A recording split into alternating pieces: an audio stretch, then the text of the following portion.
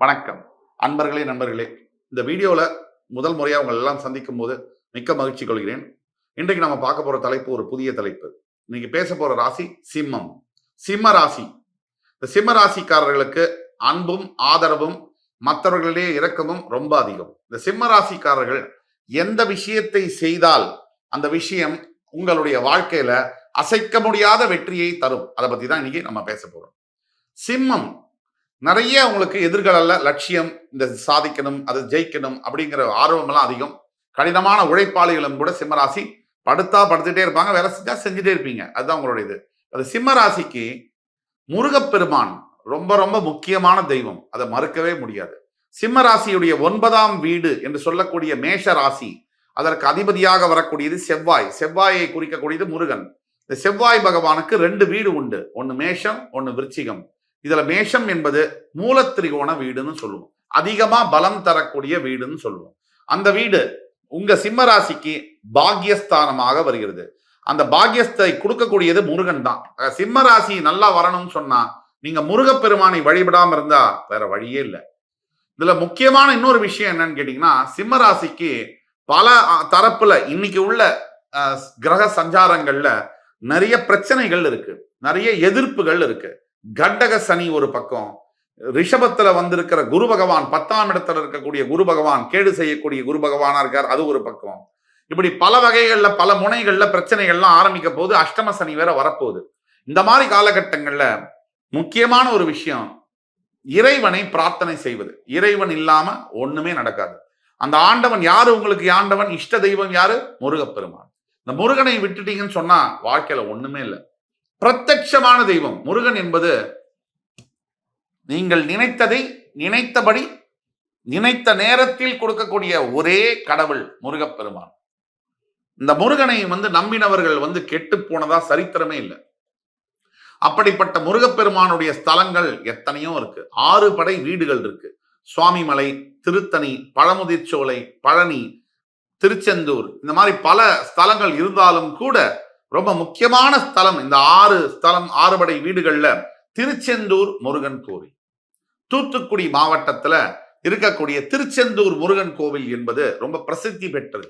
அசுரனை வதம் செய்த அந்த திருஸ்தலமானது எதிரிகளை அழித்து வெற்றி, விக்டரி, ஜெயிக்கிறது, ஜெயம் அப்படிங்கிற சிம்பிள் ஆஃப் சக்சஸ் அதை கொடுக்கக்கூடிய ஸ்தலமாக திருச்செந்தூர் முருகப்பெருமானுடைய ஸ்தலம் என்பது விளங்குகிறது. அது ரொம்ப முக்கியமான விஷயம். இந்த திருச்செந்தூர் ஸ்தலத்துல முருகப்பெருமான் பிரதிஷ்டை செய்த பஞ்சலிங்கம் இருக்கு கர்ப்பகிரகத்துக்கு கீழே. அந்த பஞ்சலிங்கத்தை குகை மாதிரி இருக்கும் கீழே, அந்த குகைக்குள்ள போறதுக்கு அலோவ் பண்றாங்க. அதுல பஞ்சலிங்கத்தை தொட்டு நம்ம வணங்கும் பொழுது அந்த சிம்ம ராசியில் பிறந்தவர்கள் இந்த திருச்செந்தூர் ஸ்தலத்திற்கு ஒரு திங்கட்கிழமை வாக்குல போய் அன்னைக்கு இரவு தங்கி செவ்வாய்க்கிழமை அன்று காலையில் திருச்செந்தூர் சிவ சுப்பிரமணிய சுவாமிக்கு அபிஷேகம் செய்து, சிவ சுப்பிரமணிய சுவாமின்னு ஏன் சொல்றோம்? சிவன் அவருடைய லிங்கத்தை, பஞ்சலிங்கத்தை பிரதிஷ்டை செய்த இடம். சாதாரண ஸ்தலம் அல்ல, மிக மிக முக்கியமான ஸ்தலம்.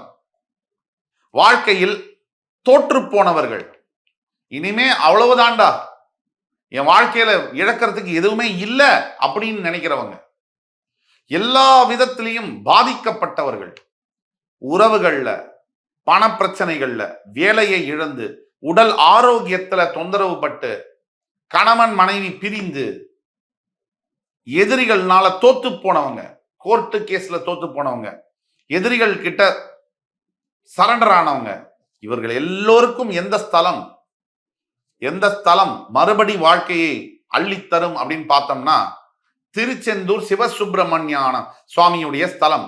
சிம்ம ராசிக்காரர்களுக்கு சார், வாழ்க்கையில நான் எல்லாத்தையும் இழந்துட்டேன் சார், என்கிட்ட எதுவுமே இல்லை சார், என்னுடைய மனைவி கணவன் என்னோட போயிட்டாங்க, என்னுடைய வேலை இழந்துட்டேன், என்னுடைய மானம் மரியாதை போச்சு, என்னுடைய கௌரவத்தை இழந்துட்டேன், என்னுடைய பணம் எல்லாம் போச்சு, என்னுடைய ஆரோக்கியம் கேள்விக்குறியாக இருக்கு, எதிர்கால வாழ்க்கை கேள்விக்குறியாக இருக்கு அப்படின்னு நினைக்கிறவங்களுக்கு அற்புதமான ஸ்தலம் சிம்மராசி அன்பர்களுக்கு திருச்செந்தூர் சிவசுப்பிரமணிய சுவாமியுடைய ஸ்தலம்.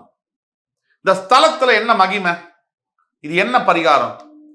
நீங்க இந்த முருகன் கோவிலுக்கு திங்கக்கிழமை போய் செவ்வாய்க்கிழமை காலையில அபிஷேகம் செய்து திங்கக்கிழமை இரவை தங்கிட்டு செவ்வாய்க்கிழமை காலையில 8 மணிக்கு அபிஷேகம், அந்த அபிஷேகத்தை செய்து அந்த கோவில்ல செப்புல ஆன ஒரு வேல், செப்புல உங்களோட வசதிக்கேற்ப, வசதி இருக்கிறவர்கள் வெள்ளி வேல், செப்புல ஆன வேலை சுவாமிக்கு உண்டியல்ல செலுத்தி உங்களால் முடிந்த அன்னதானம், அது 10 பேரா இருக்கலாம், 20 பேரா இருக்கலாம், உங்களால் முடிந்த அன்னதானத்தை அந்த திருச்செந்தூர்ல நீங்க ஏழை எளியோர்களுக்கு வழங்கும் பொழுது, அதே மாதிரி கருப்பு நிற ஆடையை நீங்கள், கருப்பு நிறம் அல்லது சிகப்பு நிறம், சிகப்பு நிற ஆடையோ அல்லது கருப்பு நிற ஆடையையோ நீங்கள் தர்மமாக மற்றவர்களுக்கு ஏழைகளுக்கு கொடுக்கும் பொழுது, ஒரு வேஷ்டி, கருப்பு நிற வேஷ்டியோ சிகப்பு நிற வேஷ்டியோ ஒரு 11 பேருக்கு, ஒரு புடவை கருப்பு நிறத்திலோ சிகப்பு நிறத்திலோ புடவை, அது ஒரு 11 பேருக்கு,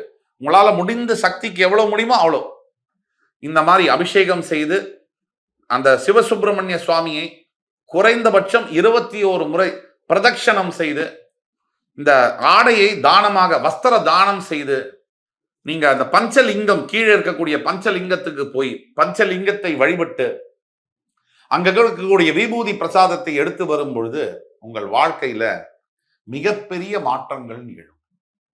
சிம்ம ராசி அன்பர்களுக்கு இன்றைக்கு இருக்கக்கூடிய பிரச்சனைகள், சனியுடைய தாக்கம், சப்தமத்திலிருந்து 10ஆம் இடத்திற்கு வந்திருக்கக்கூடிய குரு பகவானுடைய தாக்கம், தொழில் செய்கிற இடத்துல, வியாபாரம் செய்யக்கூடிய இடத்துல இருக்கக்கூடிய தலை வலிக்கக்கூடிய பிரச்சனைகள் எல்லாத்தையும் விட்டுட்டு ஓடிடலாமா அப்படின்னு நினைக்கக்கூடிய சிம்மராசி அன்பர்களுக்கு இதெல்லாத்துக்கும் மேல வருங்காலத்துல அடுத்த ஒரு ஆண்டுக்குள்ள அஷ்டம சனி வேற ஆரம்பிக்குது. இந்த நிலையில் முருகப்பெருமான் தான் உங்களை காப்பாற்றக்கூடிய ஒரே தெய்வம். வேலுண்டு வினையில்லை, மயிலுண்டு பயமில்லை இப்படிங்கிற சொல்லிருக்கினங்க முருகன் தான் எங்க பார்த்தாலும் இருப்பார். அந்த முருகப்பெருமானை நீங்கள் வணங்கி நான் சொன்னபடி 21 பிரதட்சணத்தை செய்து தான தர்மங்களை செய்து வரும் பொழுது உங்கள் வாழ்க்கையில என்ன நடக்கும்? இந்த பரிகாரத்தை செய்தால் எண்ணி ஒரு 10 நாளைக்குள்ள தொழில்ல நினைச்சு பார்க்க முடியாத அளவிற்கு தன்னால முன்னேற்றங்கள் நிகழும். அதே மாதிரி திருமணம் சம்பந்தப்பட்ட பிரச்சனைகள், திருமண வாழ்க்கையில் பந்தத்தில் இருக்கக்கூடிய பிரச்சனைகள் விலகி கணவனும் மனைவியும் ஒன்று சேர்ந்து வாழக்கூடிய சந்தர்ப்பங்கள் உருவாகும். குழந்தை பாக்கியம் இல்லாத தம்பதியர்களுக்கு குழந்தை பாக்கியம் என்பது கிடைக்கும். முருகப்பெருமானுடைய அருளுக்கு அளவே கிடையாது. கலியுகத்துல நாம வேண்டத பிரத்யட்சமா கொடுக்கக்கூடிய ஒரு தெய்வம்னா அது முருகப்பெருமான் தான். இதுவரைக்கும் நான் எந்த வீடியோலையும் சொல்லாத ஒரு விஷயத்தை சொல்றேன். ஒரு 23, 24 வயசு இருக்கும் போது ஒரு மிகப்பெரிய நோயால் பாதிக்கப்பட்ட என்ன, உயிர்கொல்லி நோயால் பாதிக்கப்பட்ட என்ன கூட இந்த முருகனுடைய அவர் போட்ட பிச்சையினால இந்த வாழ்க்கையில உங்கள் முன்னாடி உட்கார்ந்து பேசுற அளவுக்கு இன்னைக்கு இருக்கேன். உயிரே பிழைக்க மாட்டேன் அப்படின்னு இருந்த அளவுல போய் ஒரு 8 மாசத்துக்கு மேல இவர் இருக்க மாட்டார் அப்படிங்கிறதுல போய் அந்த முருகனுடைய அருளால தான் இன்னைக்கு உங்க முன்னாடி நம்ம பல நல்ல விஷயங்களை, ஜோதிடத்தும் சம்பந்தப்பட்ட விஷயங்களை பகிர்ந்துட்டு இருக்கோம். ஆக முருகப்பெருமானுடைய கிரேஸ், அவருடைய அருளுக்கு அளவே கிடையாது. ரொம்ப வாழ்க்கையில எந்த ஹோப்பும் இல்லாம எல்லாமே போச்சுன்னு நினைக்கிறவங்களுக்கு மறுபடி வாழ்க்கையில சிம்மாசனத்துல உட்கார வைக்க முடியும்னா இந்த சிம்ம ராசிக்காரர்களை அது முருகப்பெருமான மட்டும்தான் முடியும். ஆக நான் சொல்லக்கூடிய பரிகாரம், திருச்செந்தூரில் இருக்கக்கூடிய சிவசுப்பிரமணிய சுவாமியை தரிசித்து வரும் பொழுது உங்களுடைய, அதாவது செவ்வாய்க்கிழமை நீங்க ஊருக்கு திரும்பி வந்த பிறகு சஷ்டி தோறும் நீங்க விரதம் இருக்கிறது அவ்வளவு நல்லது. ஒவ்வொரு சஷ்டிக்கும் விரதம் இருந்து, ஒரு பொழுது விரதம் இருந்து உங்களால முடிஞ்ச நல்ல காரியங்களை செய்யும்போது எண்ணி 10லிருந்து 15 நாளைக்குள்ள உங்கள் வாழ்க்கையில மிகப்பெரிய திருப்பங்கள் என்பது சத்தியமாக நிகழும். இதுல மாற்றுக்கருத்தே இல்ல. முழு நம்பிக்கையோட நீங்க செய்யணும். எப்பேற்பட்ட குறைகள் உங்களுக்கு இருந்தாலும் சரி, உங்க குழந்தைகளுக்கு உடல் சம்பந்தப்பட்ட வியாதி, நோய்கள், எப்பேற்பட்ட உயிர்கொல்லி நோய்கள் இருந்தாலும் சரி, உங்கள் சம்பந்தப்பட்டவங்க கணவன், மனைவி, உங்க குழந்தை வந்து கல்யாணம் பண்ணிட்டீங்க. கணவன், மனைவி பிரச்சனை. குழந்தை ஒரு பொண்ண பெத்திருக்கீங்க. பொண்ணு வீட்டுக்கு வந்துட்டா. கணவனோட வாழ முடியல. ஆனா 2 பேரும் ஒண்ணு சேரணும்னு உங்க மனசுக்கு இருக்கு. நான் சொன்னத செய்யுங்க. முழு நம்பிக்கையோட செய்யுங்க. அப்படி செய்யும் பொழுது உங்களுடைய வாழ்க்கையில நினைச்சு பார்க்க முடியாத அதிசயங்கள் நிகழும். அதுவும் ஷார்ட் பீரியட்ல. ஆக சிம்ம ராசிக்காரர்களுக்கு திருச்செந்தூரில் இருக்கக்கூடிய சிவசுப்பிரமணிய சுவாமி ஸ்தலம் வந்து முருகப்பெருமான் மட்டும்தான் உங்களை காப்பாற்ற முடியும். வேற எதுவும் காப்பாற்ற முடியாது. முருகனுக்கு கட்டுப்பட்டவர்கள் தான் நவ கிரகங்களும்.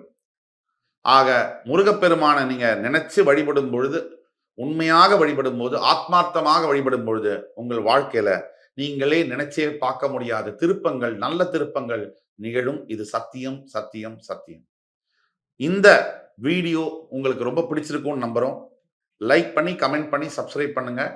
உங்களோட ஃப்ரெண்ட்ஸ், ஃபேமிலிஸ் அண்ட் ரிலேட்டிவ்ஸ்ல யார் யார் சிம்ம ராசியில் இருக்கக்கூடியவர்கள் கஷ்டப்படுகிறார்களோ அவங்களுக்கு இந்த வீடியோவை ஃபார்வர்ட் பண்ணுங்க. எங்கேயோ ஒருத்தருக்கு உங்களால் அறியாமலோ தெரிஞ்சோ தெரியாமலோ ஒரு பெரிய நல்லது நடக்கும்னா அது இந்த தகவல் அவங்களுக்கு சென்றடையும் மூலியமா நடக்கும். அடுத்து வரும் வீடியோல உங்கள் அத்துணை பேரையும் சந்திக்கும் வரை உங்களிடமிருந்து விடைபெறுவது உங்கள் சுபாஷ் பாலகிருஷ்ணன். நன்றி, வணக்கம், வாழ்க வளமுடன்.